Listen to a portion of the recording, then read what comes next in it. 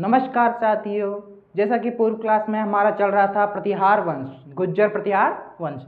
उसके अंतर्गत हमने उसके प्रतिहार वंश की कुछ बेसिक चीज पढ़ ली थी। उसी के अंतर्गत उसी कड़ी में हम नेक्स्ट शाखा की तरफ बढ़ते हैं, जो है मंडोर शाखा।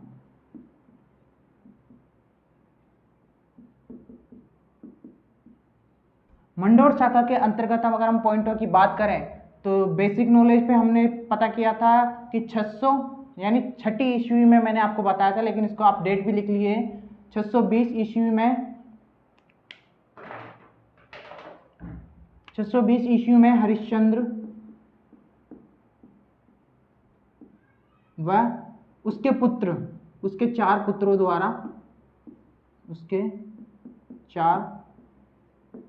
पुत्रों द्वारा, मंडोर में प्रतिहार वंश की स्थापना की। मंडोर में प्रतिहार वंश की स्थापना की।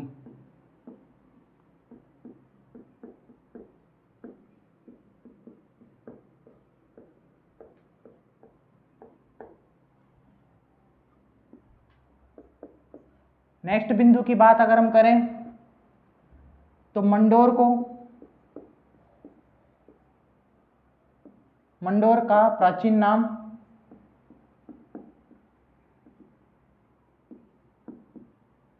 मांडव्यपुर है। मांडव्यपुर था। यह मंडोर प्रतिहार वंशों की प्राचीन शाखा थी। अब इसी के अंतर्गत हम एक एक शासकों का वर्णन करते हैं। जैसा कि हमने पूर्व क्लास में पढ़ा था कि चार पुत्र थे, भोगभट, कद्दक, रज्जिल व दह। ये चार पुत्र थे हरिश्चंद्र के, जो कि भद्रा नामक एक स्त्री से उत्पन्न हुई थी, संतान थी। उसी के अंतर्गत से बड़े को भी शासक नहीं ग्रहण होता है, छोटे को भी शासन नहीं मिलता है, रज्जिल को जाकर शासक मिलता है। यानी कि हरिश्चंद्र के बाद में जो बागडोर संभालता है वो रज्जिल था। तो हम प्रथम शासक की अगर हम बात करें तो रज्जिल।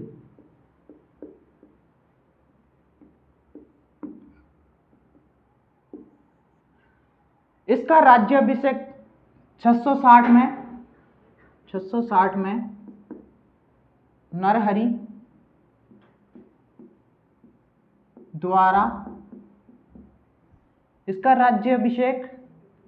द्वारा किया गया। राज्याभिषेक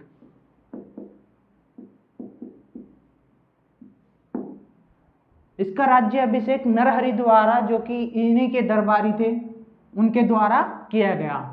किन्होंने? रज्जिल ने। महामांडलेश्वर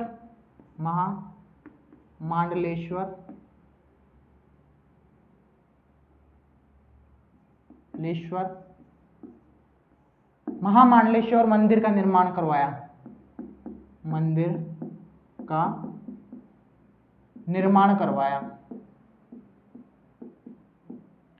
कहां पे करवाया? रोहिस्कूप में।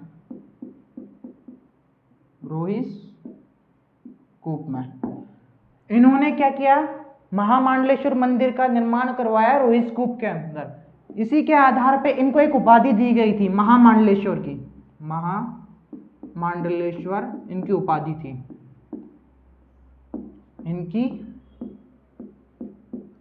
थी।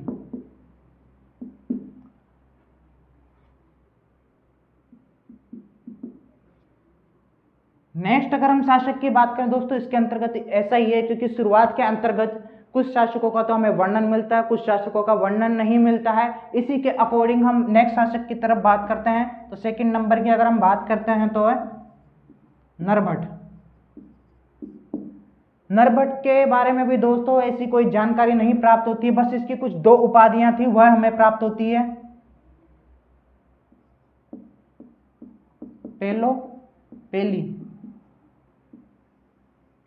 पेलोपेली यह उपाधि दोस्तों हेनसांग ने दी थी।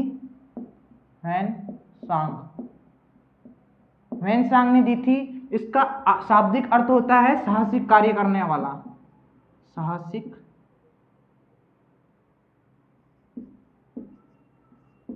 कार्य करने वाला।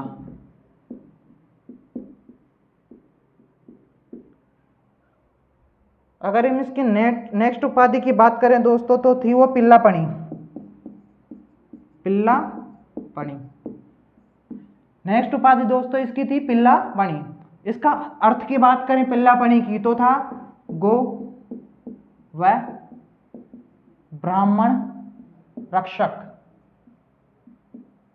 गो व ब्राह्मण रक्षक इसका क्या था शाब्दिक अर्थ किसका, पिल्लापणी का। अगर ह्वेनसांग की बात करें एक नोट लगा के लिख लीजिए साथ के साथ ही, इसे यात्रियों का राजकुमार कहते हैं।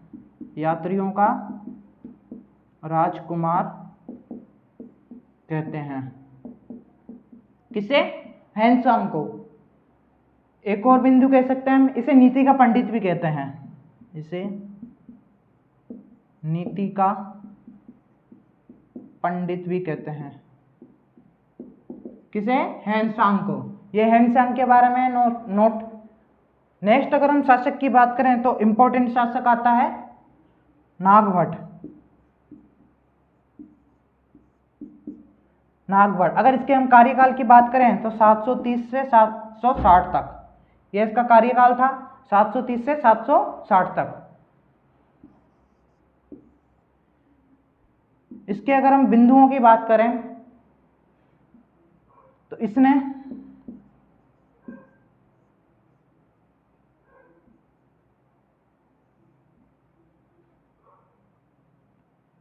चावड़ा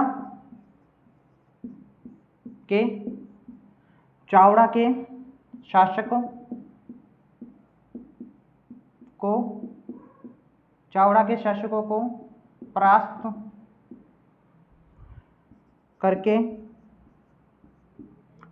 शासकों को परास्त करके भीनमाल को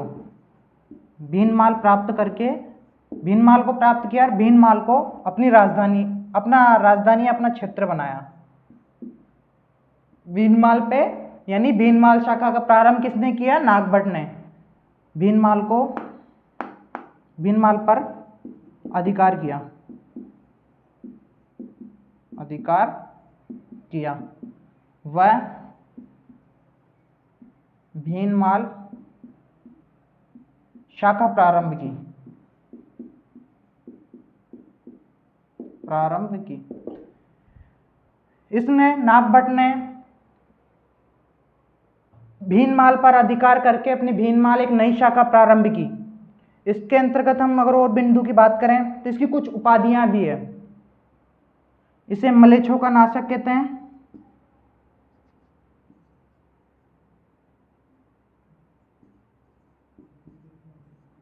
मलेच्छों का नाशक।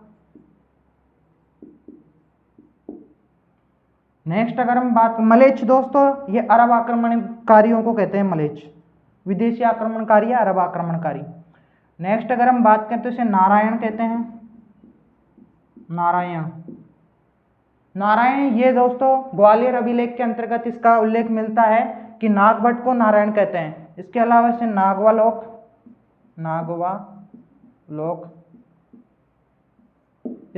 नागवालोक कहा जाता है और इसके दरबार को नागवालोक का दरबार कहा जाता है। इसके दरबार को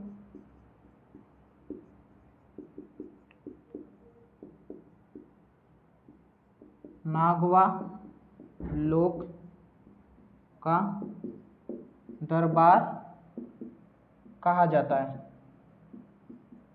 इसके दरबार को नागवालोक का दरबार भी कहा जाता है।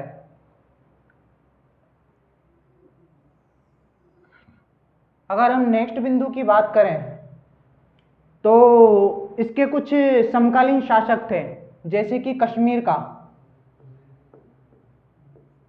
कश्मीर का था ललितादित्य।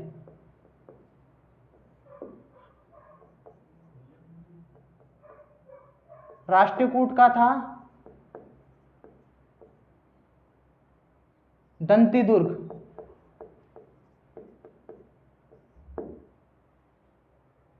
कन्नौज का था यशोवर्मन। वर्मन। ये कुछ इसके समकालीन शासक थे जो इसके काल के दौरान अलग अलग क्षेत्रों पे थे। अब इसकी एक पत्नी थी, मैं थोड़ा रिमूव कर देता हूं, फिर उसके आगे आगे का डिस्कशन करते हैं। स्क्रीनशॉट ले लीजिए।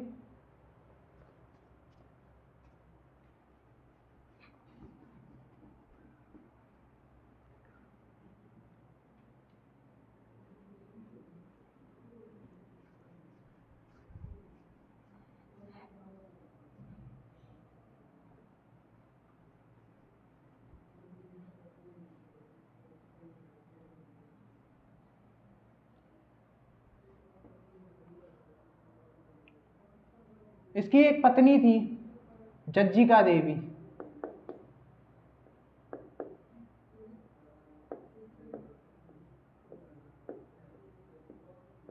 जज्जिका देवी, इससे 2 संतान प्राप्त होती है,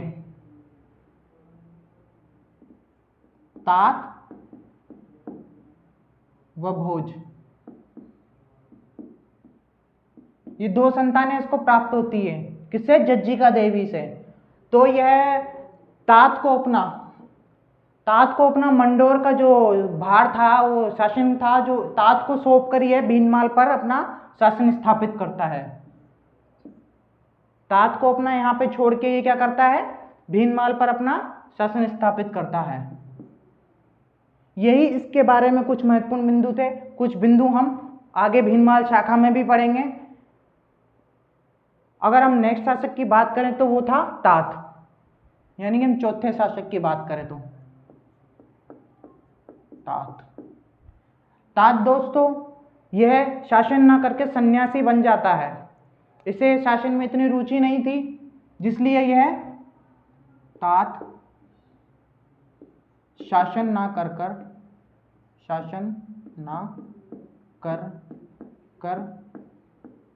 सन्यासी बन जाता है।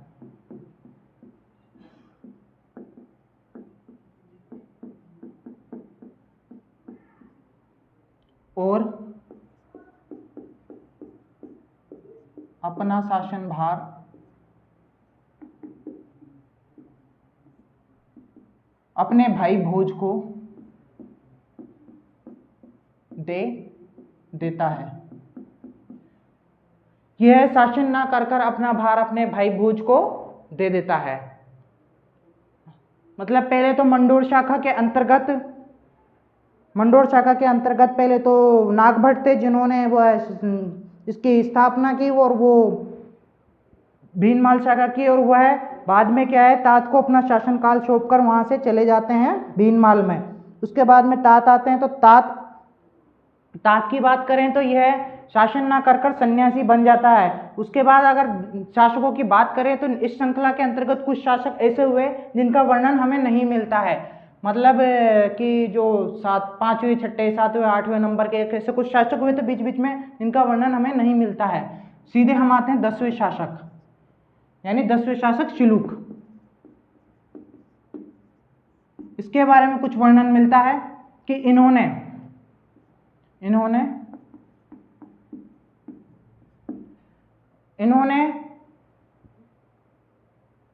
वल क्षेत्र के शासक यानी जैसलमेर के शासक, प्राचीन नाम वल था, वर्तमान नाम जैसलमेर है। जैसलमेर के शासक, वल के शासक देवभाटी राय को परास्त किया। देवभाटी राय को उन्होंने क्या किया था? परास्त किया, यानी वल क्षेत्र के शासक को परास्त किया। शिलुक के बारे में अगर एक और पॉइंट की बात करें तो इसके अंतर्गत एक पॉइंट और है, इन्होंने एक मंदिर बनाया था, सिद्धेश्वर मंदिर का निर्माण करवाया। और ऐसा कोई महत्वपूर्ण बिंदु नहीं मिलता है। नेक्स्ट शासक की बात करते हैं हम, झोट प्रतिहार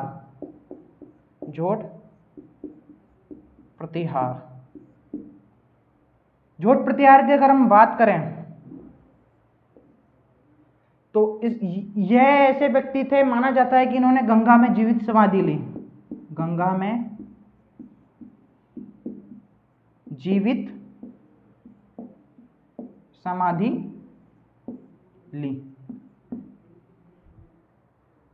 ऐसा कहा जाता है कि झोट प्रतिहार जो व्यक्ति थे, इन्होंने गंगा में जीवित समाधि ली थी। अगर इनके बारे में अगर और बिंदु की बात करें तो इन्होंने रावल जाति को अपनी सेना में नियुक्त किया।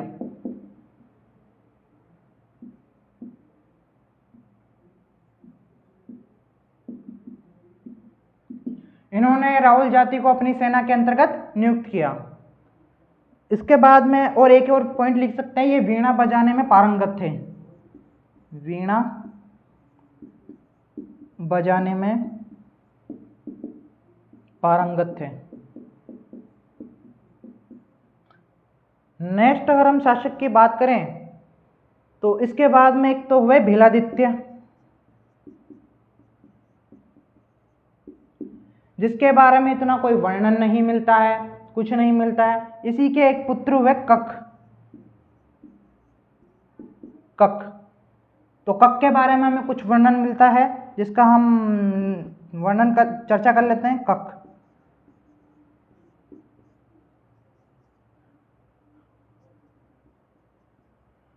कक के बारे में अगर हम चर्चा करें तो यह अनेक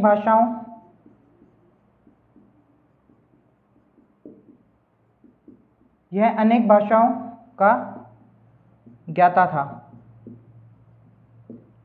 नीति व तर्क में भी माहिर था। अगर हम इसकी बात करें तो यह जो कक है, जो भीलादित्य के पुत्र थे, वह अनेक भाषाओं में मतलब निपुण था। इस नीति व तर्क के अंतर्गत भी यह निपुण था, है ना। और अगर हम इसकी बात करें तो थोड़ा नेक्स्ट मैं जो नेक्स्ट शासक है वो आगे पढ़ाऊंगा। इसके कुछ एक पत्नी भी वो ऊपर लिखाऊंगा, एक बार इसको रिमूव करूंगा। तो ये आप एक बार देख लीजिए, इसका तात का इसकी स्क्रीनशॉट ले लीजिए एक बार।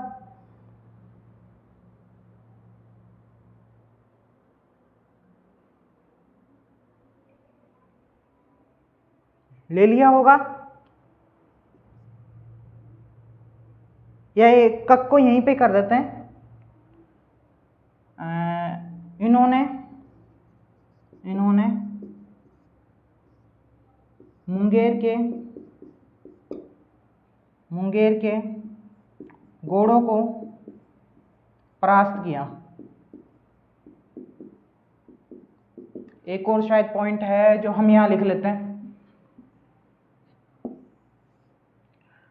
इन्होंने मुंगेर के घोड़ों को परास्त किया, किन्होंने? कक ने। ठीक है। नेक्स्ट है, इसके दो पुत्र हुए, एक बाउक जो कि हमारा जोधपुर अभिलेख वाला था, एक था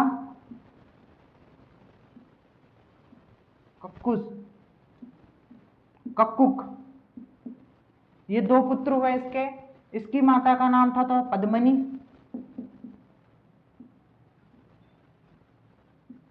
इनकी माता का नाम था दुर्लभ देवी।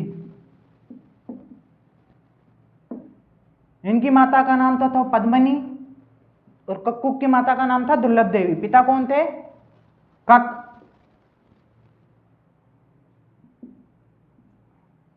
उसके बाद में कक के बाद में जो नेक्स्ट शासक बनते हैं वो बनते हैं बाउक। फिर उसके बाद में कक्कक। तो एक बार मैं इसको रिमूव कर देता हूं। बाउक कक्कुक को थोड़ा नेक्स्ट पेज पे हम चर्चा करेंगे।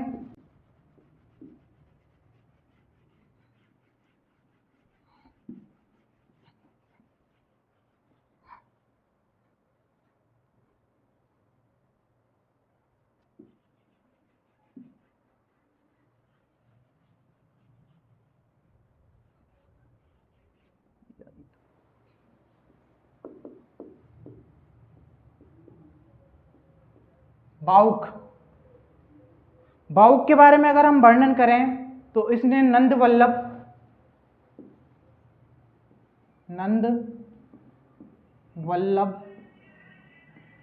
व राजा मयूर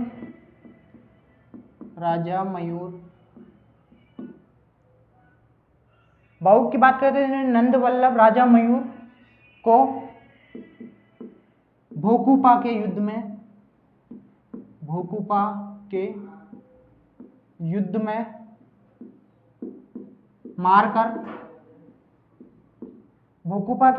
मारकर शौर्य व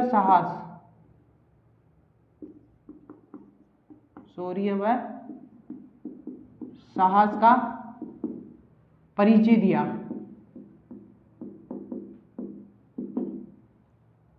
नंद वल्लभ राजा मयूर को मारकर भोकुपा के युद्ध में भावुक ने शौर्य व साहस का परिचय दिया।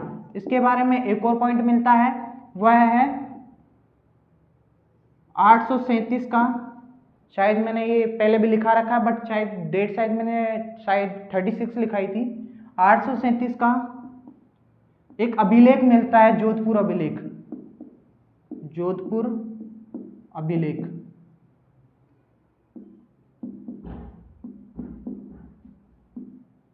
जिसे जोधपुर के विष्णु मंदिर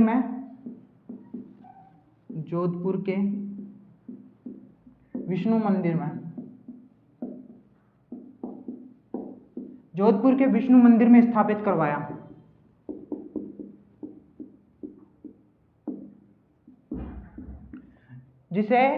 इसने भावुक ने जोधपुर के विष्णु मंदिर के अंतर्गत स्थापित करवाया। 837 का यह अभिलेख था।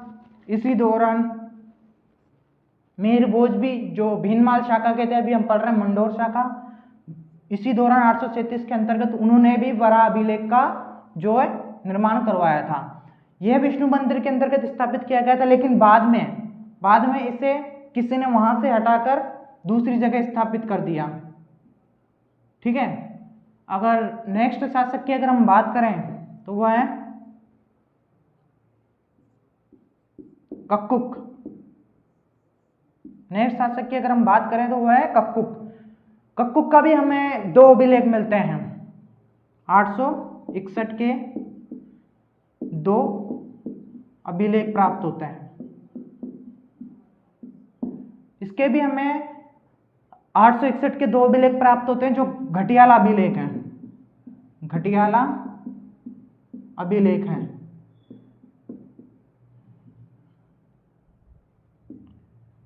इसके अंतर्गत एक और पॉइंट है, उद्योधन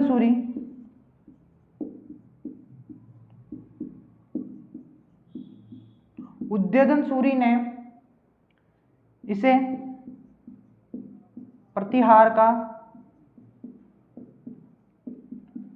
करण कहा। उद्योधन सूरी ने इसे गुज्जर प्रतिहार वंश का कर्ण कहा। नेक्स्ट अगर हम बीच में अगर कुछ शासक भी हुए थे जिनके बारे में हमें कोई चर्चा नहीं मिलती है, कुछ जानकारी नहीं मिलती है, इसलिए हम डायरेक्ट आते हैं अंतिम शासक पर। अंतिम शासक हमारे वो जो बीच के शासक थे वो एग्जाम पॉइंट ऑफ व्यू से इतने भी इंपॉर्टेंट नहीं है, उसके क्वेश्चन पूछे ही नहीं जाते हैं क्योंकि उनके बारे में इतनी जानकारी भी नहीं है। अंतिम शासक यानी मंडोर शाखा का अंतिम शासक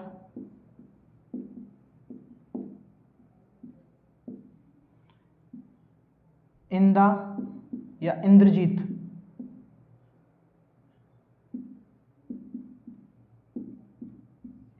इंद्रजीत था। मंडोर शाखा के अंतिम शासक की अगर हम बात करें तो यह अंतिम शासक इंदा या इंद्रजीत था।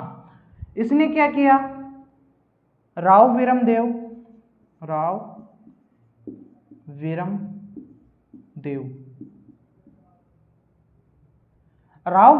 को, जो कि एक जोधपुर के शासक थे, उसके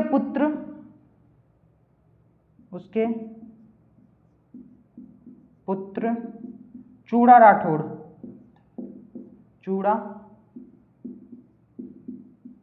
राठौड़। राव विरमदेव के पुत्र को चूड़ा राठौड़ को दहेज में दे देते हैं, दहेज में दे देते हैं। कब देते हैं दोस्तों ये?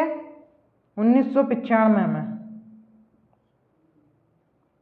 1395 में। कब देते हैं? 1395 में। जो इंदा जो शासक है, इंद्रजीत, ये किसको दे देते हैं? राव चूड़ा को दहेज में दे देते हैं। इसी के साथ हमारी यह जो शाखा थी, मंडोर शाखा, वह भी समाप्त होती है। नेक्स्ट हम शाखा की बात करेंगे भीनमाल शाखा, जिसके अंतर्गत हमारे कुछ शासकों का मैं अभी नाम लिखवा देता हूं आपको, फिर नेक्स्ट क्लास में हम उसके बारे में ही चर्चा करेंगे। हमारी मंडोर शाखा तो इसी के साथ में समाप्त होती है। आई होप दोस्तों आपको क्लासें अच्छी लग रही होंगी। अच्छी लग रही हो तो चैनल को लाइक शेयर सब्सक्राइब भी जरूर करें और अपने फ्रेंड्स को भी बताएं। तो कुछ शासकों के जो नाम हैं वो मैं एक बार लिख देता हूं। सर्वप्रथम तो हमारा नागभट्टी है, ठीक है। उसके बाद में इसी का एक भतीजा बनता है, क्योंकि पुत्र तो हमारे मंडोर शाखा में थे, तो भतीजा बनता है। तो भतीजे का नाम था कक्कुक, या हम इसे कक्कुस्त,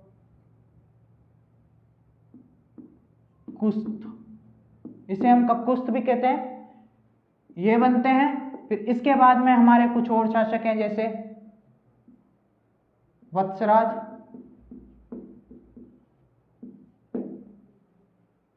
इन्होंने त्रिपक्षीय संघर्ष किया, जो हम पढ़ेंगे। और हमारे जो शासक बनते हैं रामभद्र, मिहिरभोज,